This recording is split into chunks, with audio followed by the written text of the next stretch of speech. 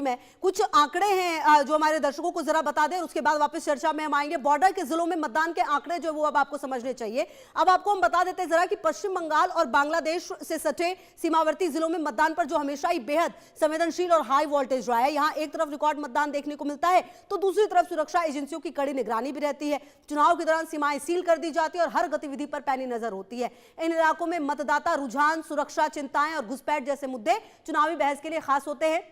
महत्वपूर्ण यह भी है कि यहां मतदान सिर्फ लोकतांत्रिक प्रक्रिया नहीं बल्कि सुरक्षा और सतर्कता की बड़ी परीक्षा भी बन जाती है। तो ग्राफिक्स के जरिए हम आपको बताएं, सीमावर्ती जिलों में 90% से अधिक मतदान दर्ज किया गया है। यह भी अपने आप में एक काफी रिकॉर्ड है और अपने आप में बॉर्डर के 9 जिलों में जो मतदाता हैं वो 70% से 105% तक की वृद्धि हुई है। जहां कुछ ऐसे इलाके हैं जहां पर अगर वृद्धि देखा जाए तो 70% टू 105% तक की जो वृद्धि है वो हुई है। इसके अलावा कूच बिहार, दार्जिलिंग, जलपाईगुड़ी, उत्तर दिनाजपुर, दक्षिण दिनाजपुर, मालदा, मुर्शिदाबाद, नादिया, उत्तर 24 परगना और दक्षिण 24 परगना से सटे ये जो जिले हैं, जी हाँ, कूच बिहार, मालदा, मुर्शिदाबाद प्रमुख हाई वोटिंग जिले थे ये। और इस बार राज्य औसत से आपको बता दें कहीं ज्यादा वोटर यहां पर बढ़ोतरी हुई है। 57% से अधिक अयोग्य नाम सूची से हटाए गए हैं और पेट्रापोल बॉर्डर 3 दिन तक के लिए बंद रखा गया है। ये तो जो अपडेट है वो लगातार सामने आ रहा है। इसी बीच आपको बता दें कि हम ये भी बता दें कि लगातार जो चुनाव है उसको खत्म करने के बाद ये भी तमाम दावे किए जा रहे हैं। ममता बनर्जी अपनी तरफ से ये कह रही है कि उनकी वापसी होने वाली है।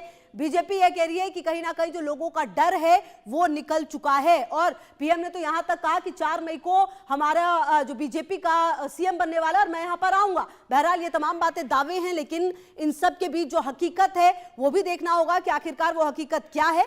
और राहुल लाल जी, मेरा अगला सवाल आपसे यही है कि जिस तरह से वोटर्स को देखा जाए और जो ये हम सीमावर्ती जिलों की भी बात कर रहे थे, कुल मिलाकर इतना ज्यादा जो मतदान हुआ है इसके पीछे अपने अपनी बातें कही जा रही है, लेकिन क्या लगता है आपको एसआईआर सचमुच एक बहुत बड़ा मुद्दा बनकर उतरा है, खास करके अगर पश्चिम बंगाल की बात की जाए?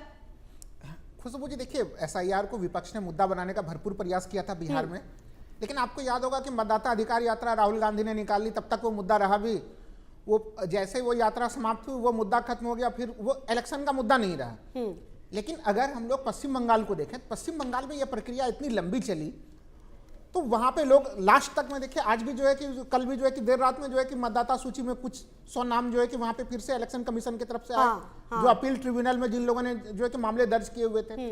प्रथम चरण में भी हम लोगों ने देखा यहाँ पे स्थितियां बिल्कुल जैसे सीमावर्ती क्षेत्र में आप बता रहे हैं कि 90% के आसपास या उससे एबव जो है कि वोटिंग हो रही है। तो वो सीधे वो डर है कि अगर वोट नहीं डालेंगे तो हमारी नागरिकता चली जाएगी। नंबर 1। नंबर 2, देखिए, एक चीज हम लोगों को समझना पड़ेगा कि एसआईआर में केवल ऐसा नहीं है कि वोटर जो है कि वोट कटे हैं तो वो केवल ममता बनर्जी के वोट कटे हैं, उसमें वोट बीजेपी के भी वोट कटे हैं। तो दोनों पार्टियों ने भी पूरी ताकत लगाई है खुशबू जी, कि जो भी उनके मतदाता है वो बूथ तक जरूर पहुंचे हैं। तो वो भारतीय जनता पार्टी ने भी अपने कैडर तक वो संदेश पहुंचाया कि जरूर मतदान हो, और तृणमूल कांग्रेस ने भी अपने कैडर तक वो संदेश दिया है कि कहीं पे भी देश दुनिया में जहां पे भी उनके मतदाता हो वो आके जरूर वोट करें। तो ये एक तरह से दोनों पार्टियों ने भी मोबिलाइज्ड हुए हैं। तो एसआईआर का एक मामला तो है, और जो पब्लिक थी उनको खुद ही उनके मन में ये चीज लग रहा था कि हमें वोट जरूर डालना चाहिए, और वो वोट उन्होंने डाला है यहाँ पे। लेकिन इसके बाद जो सबसे रोचक मामला होता है कि आखिर तक ये बढ़े हुए वोट किसको जो है कि लाभ पहुंचा सकते हैं।